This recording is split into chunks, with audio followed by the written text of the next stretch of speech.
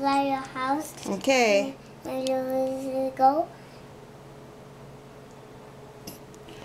Rendon put Silly Putty in his hair at 10 o'clock at night. Let me see. Nope.